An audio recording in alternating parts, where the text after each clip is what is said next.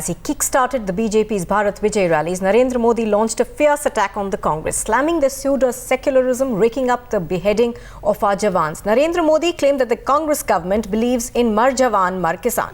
Well, Narendra Modi, in fact, launching his first direct attack on Arvind Kejriwal as well, claiming that 3 AKs are destructive for the country, the AK-47, AK Antony and Arvind Kejriwal.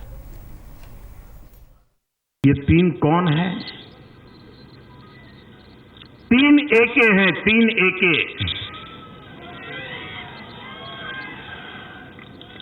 एक तो है AK-47।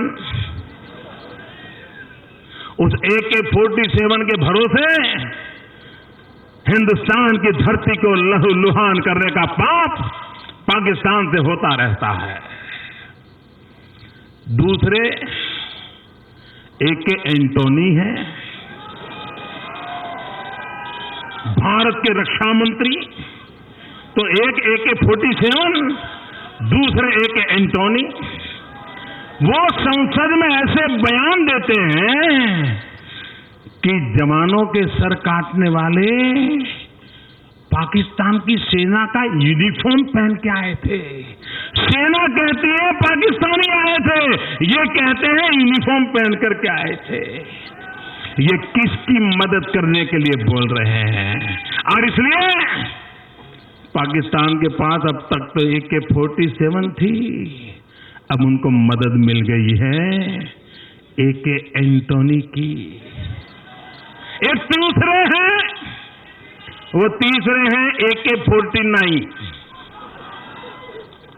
वो है AK-49। ये AK-49 ने अभी एक party को जन्म दिया।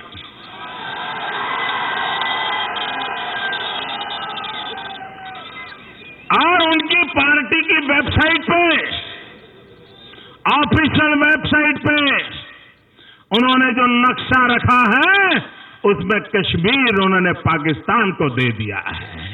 Now, just hours after Narendra Modi launched a direct attack on Arvind Kejriwal, the Aam Aadmi Party has reacted. The party says Modi is targeting Kejriwal because he is scared of AAP's popularity. देखिए, नरेंद्र मोदी का जो है, नरेंद्र मोदी बुरी तरीके से अरविंद केजरीवाल से घबरा गए हैं। जिस तरीके से बनारस के अंदर अब नरेंद्र मोदी को इस बात का एहसास हो गया कि वो सीट वो हारने वाले हैं। इस बात का उनको अंदाजा पहले से था, इसलिए वो बड़ोदरा चले गए चुनाव लड़ने के लिए। और आज के उनके भाषण से बिल्कुल कंफर्म हो गया है कि नरेंद्र मोदी बुरी तरीके से घबराए हुए हैं। बनारस वो हार रहे हैं और उनका प्रधानमंत्री बनने का सपना बुरी तरीके से चूर हो गया है।